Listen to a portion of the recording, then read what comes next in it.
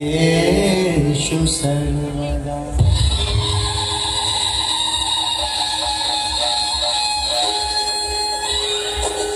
सुस्वागतम सुस्वागतम सुस्वागतम। अनंत मित्रमंडळ सदाशिवपेठ हाऊस कुमठेकर रोड आलेल्या सर्व गणेश भक्तांचं सहर्ष स्वागत करीत आहे। मंडळ यंदा 56व्या वर्षात पदार्पण करीत आहे। मंडळाने यावर्षी सादर केलेला जिवंत देखावा हिंदवी स्वराज्य।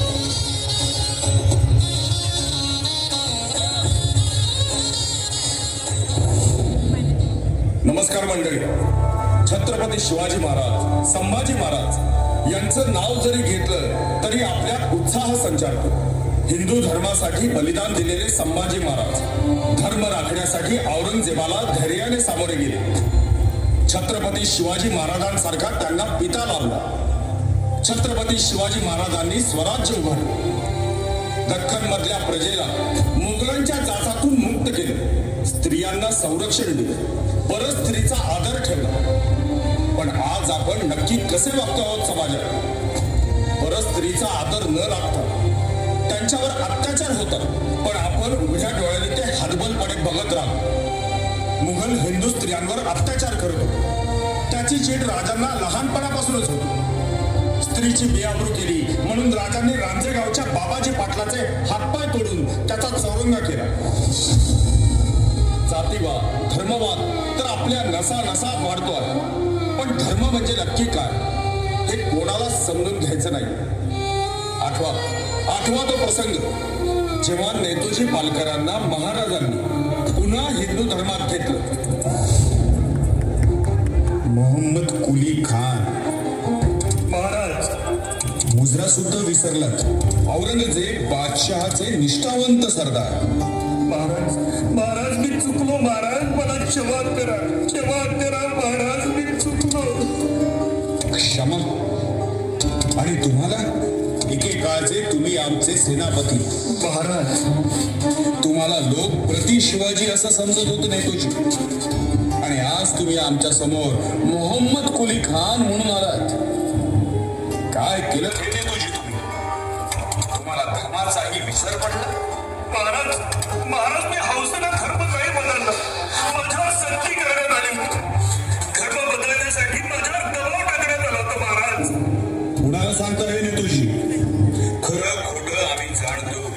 महाराज मला वाचवा, महाराज मला वाचवा। शांत म्हणून नको, पण छत्रपती म्हणून मला परत हिंदू धर्मात घ्या। मला हिंदू व्हायचंय परत महाराज, मला हिंदू व्हायचंय। आणि हे फक्त तुम्हीच करू शकता महाराज। उठा परमेश्वरानं आम्हाला छत्र दिलं स्त्रीचं राज्य उभं करण्याकरिता। यापुढे राज्याशी इमान राखणार असाल, दिलेल्या वचनाची चाल राखणार असाल, स्वधर्माची निष्ठा राखणार असाल तरच आम्ही तुम्हाला हिंदू धर्मात परत घेतो महाराज।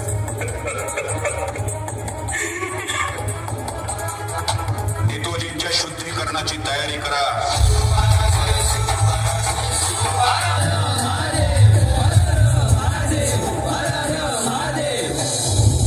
छत्रपती शिवाजी महाराजांच्या निधनानंतर छत्रपती संभाजी महाराजांनी स्वराज्य रक्षणाची जबाबदारी हिमतीने स्वीकारली। दिल्लीचा मोगल औरंगजेब बादशाह 2 लाखांची फौज घेऊन दक्षिणेत आपलं राज्य राखण्यास निघाला। त्यावेळेस संभाजीराजे पोर्तुगीज इंग्रज सिद्धी यांच्याशी एकाच वेळेस संघर्ष करीत होते।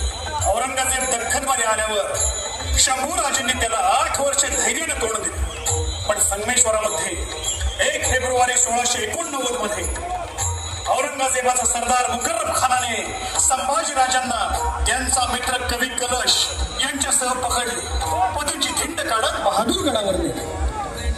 हुजूर हुजूर हुजूर। चुप रहो असद, चिल्लाओ मत। पहले नहीं है हम, वो संभा अभी पकड़ा गया कि नहीं ये हमें बताओ। असद इस दक्खन में आए हुए हमें कितने साल हो गए? सिर्फ 8 साल हुजूर। बेवकूफ, 8 साल हो गए हमें, 8 साल। और ये संभा अब तक हमारे कब्जे में नहीं आया। त्याचे किल्ले आपल्या ताब्यात द्यायला अजून किती काळ लागणार आहे? तो रामसेसचा एक साधा किल्ला घ्यायला आपल्याला 6.5 वर्ष लागली. तोही किल्ला आपल्याला लढून नाही तर फंद फितुरीने मिळाला. एवढी मोठी 2 लाखाची फौज घेऊन आम्ही या दख्खन मध्ये दाखल झालो. ते हे दिवस पाहण्यासाठी? बिलकुल नाही, असा बिलकुल नाही. त्या संभाजीला लवकर जेरबंद केलाच पाहिजे. खुशखबर है हुजूर, खुशखबर है. बोलो, क्या है? हुजूर, संभाजी पकड़ा गया. उसे मुकरब खान ने संगमेश्वर के पास दबोच लिया. क्या? संभा पकड़ा गया? मगर आसद, ये खबर तो बिल्कुल सही है ना? हुजूर, गफलतीला जागाच नाही. आपल्या हिऱ्यांनी ही खबर आणली. मुकरब खान संभाजी आणि त्याचा दोस्त कवी कलश यांची धिंड काढत बहादूरगडावर येतो आहे.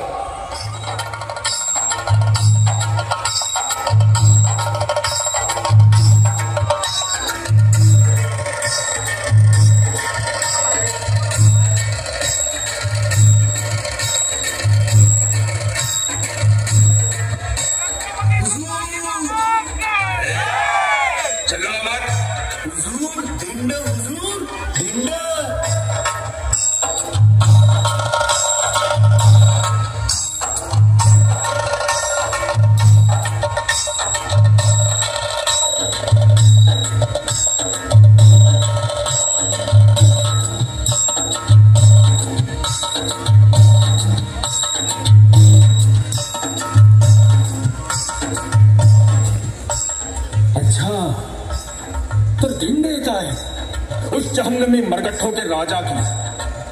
बहुत अच्छा.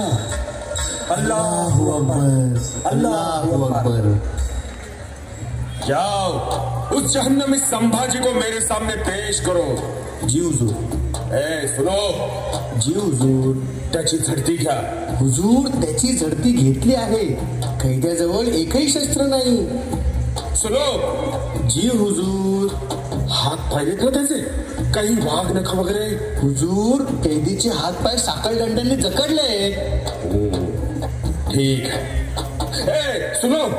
जी हुजूर. आमच्यापासून 10 हात दूर ठेवा ना. आखिर वो जहन्नमी सीवा का बेटा है संभा. जेल बंद तोडून आमच्यावर 8 हात उडी घ्यायचा तो. जी हुजूर. सुनो. जी हुजूर. कुछ नहीं, जाओ.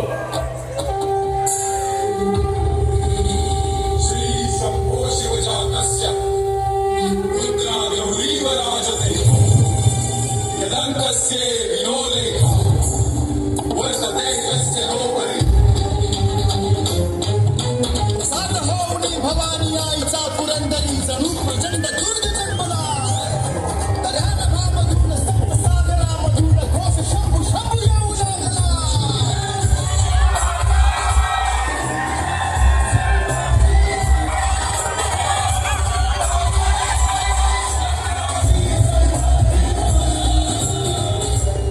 हुजूर, छत्रपती संभाजी महाराज. तू तप तेज निहार के तक्त तेजो औरंग. तेज तुझे झळाळते भान विसरतो बादशहा. त्या तेजाला सलाम करण्यासाठी बादशहा तख्त उतरला पहा. खामोश! बकवास बंद करो अपनी. तुम हमारी गिरफ्त में हो ये मत बोलो. वाह कवीजी वाह. रायगडावर असतो तर या ओळींसाठी तुम्हाला कंठा दिला असता. पण या घडीला काय देऊ तुम्हाला? ते तेज द्या, ते शौर्य द्या. मृत्यूशीही झुंजणारे धैर्य द्या महाराज, धैर्य द्या. कवीजी, त्या धैर्यासाठी आमच्या पुढे पदर कशासाठी पसरतो? परमपूज्य आबासाहेबांचं स्मरण करा. आबासाहेबांना पाहून समोर येऊन उभा ठाकलेला मृत्यू देखील ओशाळलाय. आल्या पावली माग फिरणार. आज आम्ही ताठ मानेने उभे आहोत ते त्यांच्याच पुण्याईवर. असद, शायर और शायरी की हमारा सख्त नफरत है. न देखा न इश्क न सुनी गजल कभी.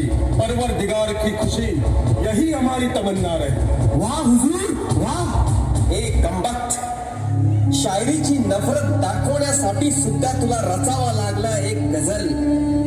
आखिर हीच तुला खुदानं दिलेली सजा आणि हीच तुझ्या बुद्धीची मजल. वाह कवीजी वाह. मान लिया. मान लिया कवि जी, मान लिया। अपनी जुबान को लगाम लगाओ। असद, कल सूरज उगने से पहले उस काफिर की जबान काट डालो। जी हाँ जहापना।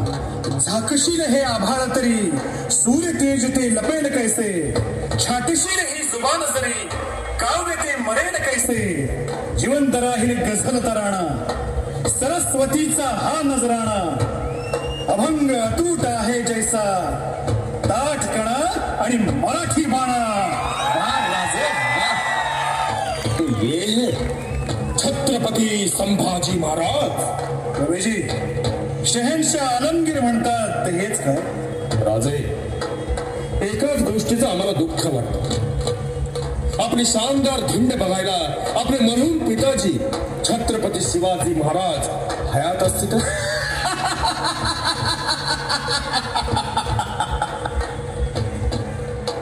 चुकतात आलमगीर, या घडीला आबासाहेब जिवंत असते तर याही पेक्षा शानदार धिंड काढून त्यांनी आपल्याला सुद्धा रायगडावर फरफटत नेलं असतं। संभाजी, औरंगजेब, जबान सांभाळून बोला। संभाजी, कोणालाही सांभाळून बोलायची आमची रीत नाही। हाँ सर, ये इंसान नहीं शैतान है, शैतान।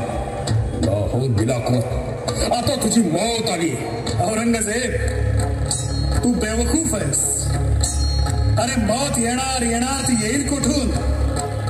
पागल, मृत्यूच्या हातात हात घालून गेली 8 वर्ष तुझ्याशी रोज झुंज देतोय, ती तर सतत माझ्या शेजारी उभी आहे। या बाता बोलायला खूप सोप्या आहेत राजे, पण ते पलिते लावून अंगाची चामडी सोडली जाईल त्यावेळेला तुमच्या वाट्याला फक्त वेदना ऐकतील, वेदना। लोकांना त्यांच्या कानावर फक्त तुमच्या किंकाळ्या ऐकू येतील। नैनम छिंदन्ति शस्त्राणि नैनम दहती पावका। मतलब समजला नसेल तर समजून घे। छाटशील तू हे हातपाय, भाजशील तू हा उभा देह, पण हे हातपाय म्हणजे मी नव्हे, की हा देह म्हणजे मी नव्हे। औरंगजेब, वाऱ्यावर शमशेर चालवून वादळाचा शिरच्छेद होत नाही, की पाण्याला पेटलेले पलिते लावून समुद्र कधी संपत नाही। असं ही कौन सी भाषा बोल रहा है? तशी अपेक्षाही नाही शहनशाह, हा ज्याच्या त्याच्या कुवतीचा प्रश्न आहे। संभाजीराजे, तू माझ्या ताब्यात आहेस हे विसरू नकोस। बोला, और कोई सवाल? संभाजीराजे, तुम्ही तुमचे सगळे किल्ले आमच्या स्वाधीन केले पाहिजे, तेवढ्याला भागणार नाही राजे। तुमचा खजाना तुम्हाला आमच्या हवाली करावा लागेल। असं मत राजे, तुमची जान आमच्या हातात आहे, आमच्या मर्जीप्रमाणे वागाल तर आम्ही तुम्हाला जीवदान देऊ। आलमगीर, छत्रपती दान देतात, दान घेत नाहीत। अच्छा, तो असत उद्या पहाटे या जहन्नमीच्या डोळ्यात तापलेली सळई फिरवा, त्याची मगरूर जबान काटा, त्याचे हातपाय तोडा, चामडी सोला, लेकिन याद रखना, हा मगरूर जहन्नमी सीधेपणाने मरता कामा नये, ओरडला पाहिजे, किंचाळला पाहिजे, सरपटत सरपटत आम्हाला शरण आला पाहिजे। इस औरंगजेब से गुस्ताखी करने का क्या नतीजा होता है ये उस काफिर संभा को और उसके दोस्त को समझा दो। जाओ। ए औरंग्या, गेली 8 वर्ष तू मराठ्यांचा राजा कसा लढतो ते पाहिलंस, आता तो कसा मरतो ते बघ। लेकिन याद रखना पागल, मराठ्यांचा एक राजा तू मारलास तरी असले शेकडो राजे पैदा करणारी मराठ्यांची लढत अजून जिंदा।